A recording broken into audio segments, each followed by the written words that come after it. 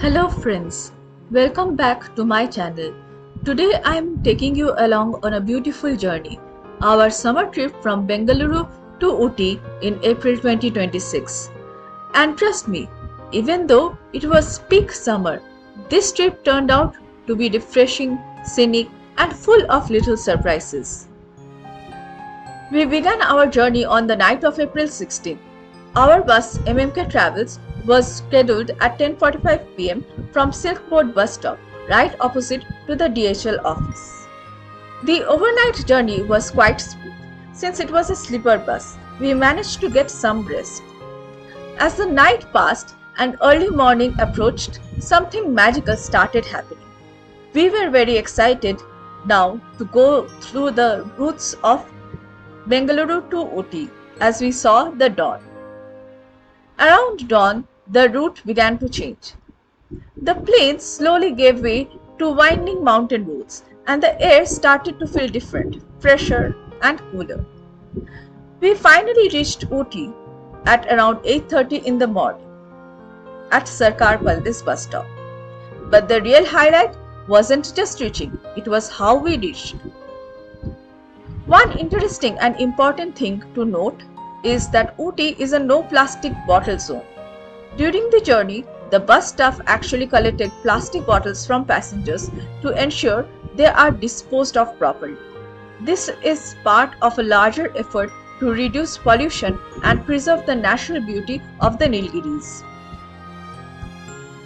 Now comes one of the exciting parts of the journey, the most famous hairpin bends. As the bus started climbing, we encountered multiple sharp bends, one after another. These roads are not just chilling, but incredibly scenic. One unique thing we noticed, many trees along the bends had red fluorescent stickers. This is because most of these turns don't have lampposts, and the reason is quite surprising. Lampposts were affecting the monkeys in the area, so they were removed. Instead, the reflective markers helped drivers navigate safely at night. Nature is clearly being given priority here, and that's something really special.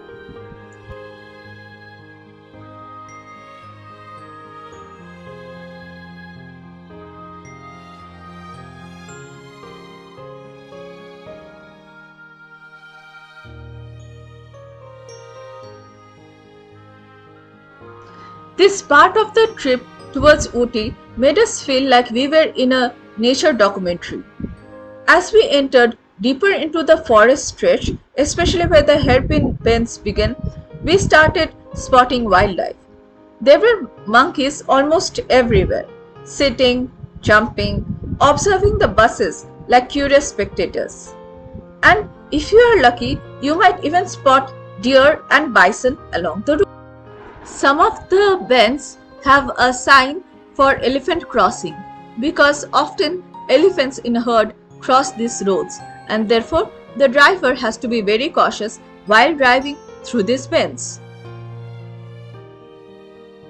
While inside the bus, the temperature doesn't feel really much different as it's comfortable, but once you step outside of the bus, you can actually feel the cool, crisp wind hitting your face.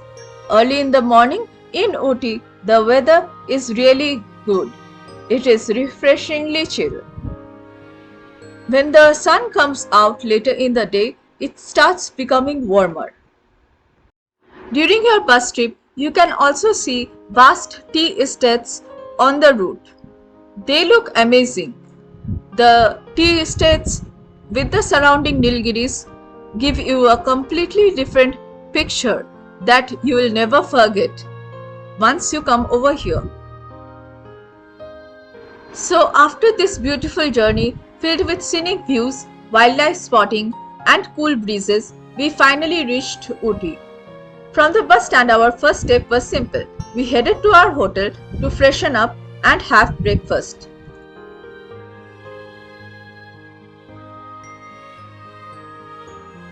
We booked a local car for sightseeing. And our very first destination in Ooty was the famous Karnataka State Government Botanical Garden. At this time in summer, the rose gardens do not have much flower, and that's why this destination spot of Karnataka State Government Botanical Garden was the best. In terms of plant varieties, you can find a bunch of different succulents and cacti species all over the greenhouses in here.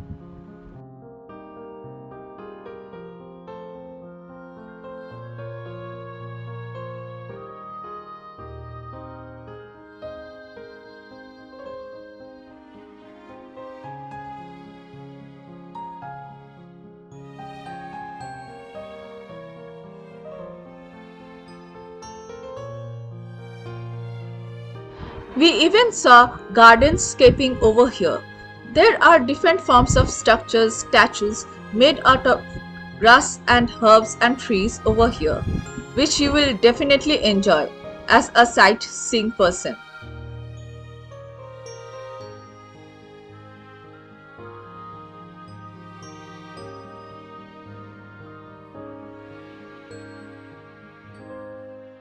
The area of this Karnataka State Government Botanical Garden was way larger than the one we found for the Ooty Botanical Garden, and also the varieties of plants we saw here were mesmerizing.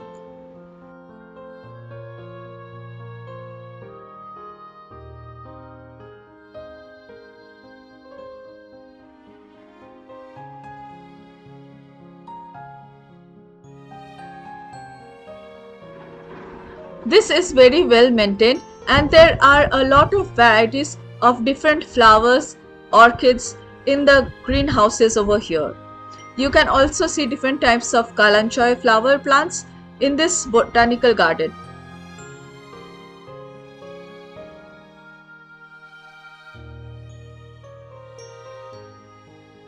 I personally loved the color palette over here of the pink and the purple flowers arranged together. Some of these flowers not only look like earrings, but they also look so beautifully ornamental. There are white ones that hang like a pendulum. I have no idea what the name of these flowers are, but they look gorgeous.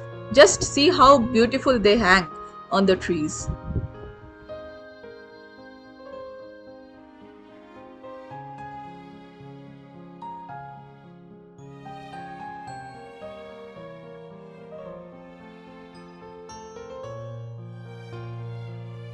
There are various varieties of balsam plant also. The one thing I would suggest for this botanical garden is if they could have the scientific name of the plants or even the common name of the plants on the plants themselves, because there are so many different kind of plants to see and they all look so amazing. I would love to have them in my garden, but I could not find any kind of store from which I could buy the seeds for this kind of plants.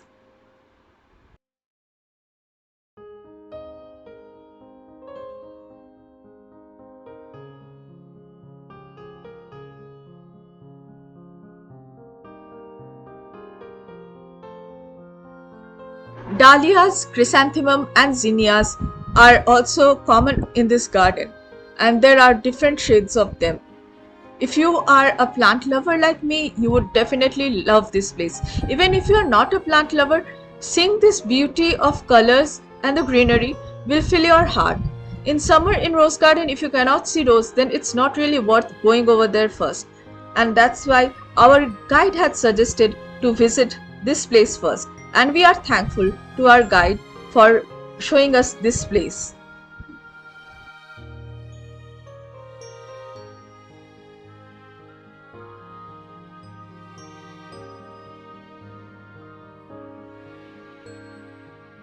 Different colors of Zebrina plants are over here, and there are also different kinds of dahlias that I found in this botanical garden.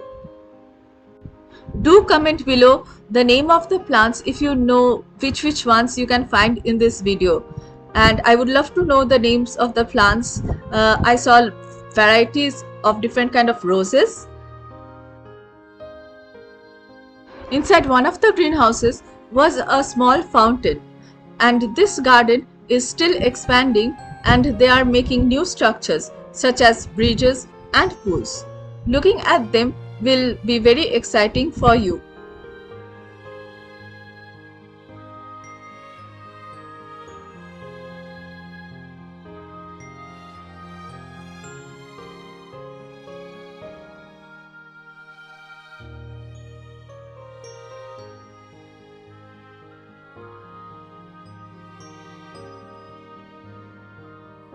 Huge pillar-like structures are made here just like Colosseum, but using trees and herbs and plants.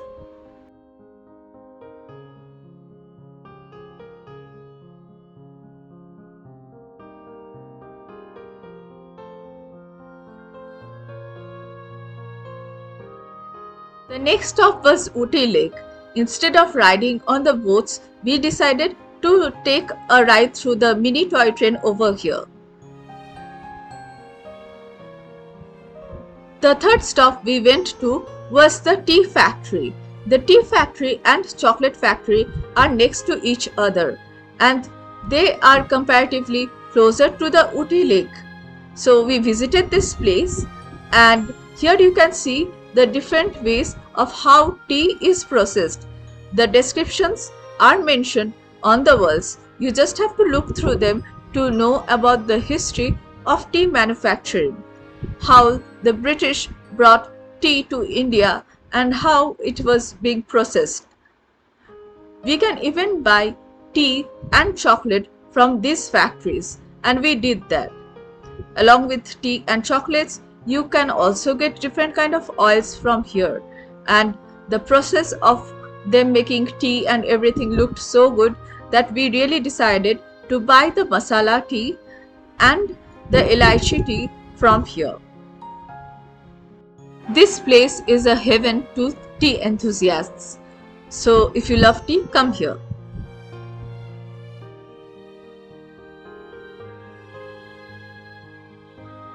From tea factory we went to the Dodabetta Peak, from which place you can see the views of 3 states that surround the Nilgiri, which is basically the state of Kerala, Karnataka and Tamil Nadu.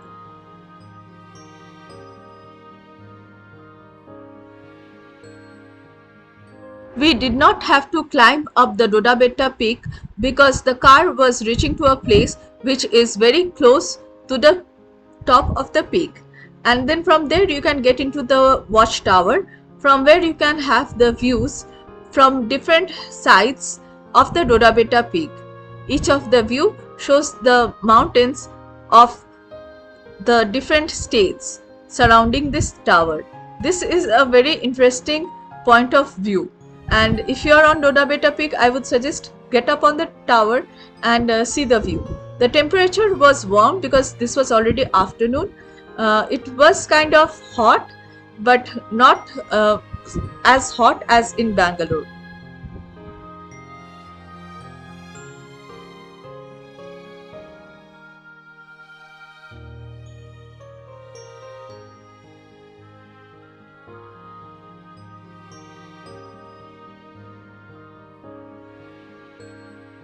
The different viewpoints are actually written down on the walkway on this peak.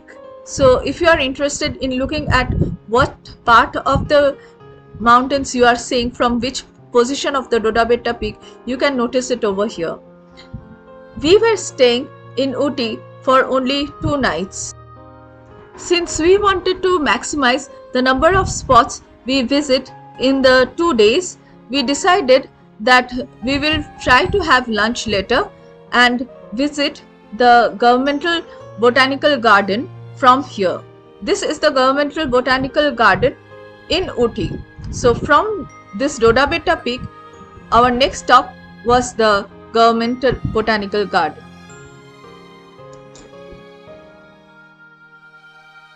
The Governmental Botanical Garden didn't have as many plants as we saw in the Karnataka State Government Botanical Garden. However, there were a huge number of ferns.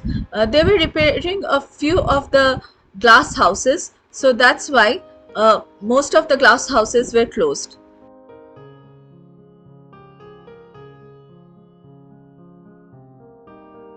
For day 1, this was the last place we visited. After this, we returned to hotel and got lunch. The details of the second day visit will be present in my channel. If you are interested, please go to the video linked in the channel. Thank you. And don't forget to subscribe to my channel to see similar trip videos. I would love your comments below this video.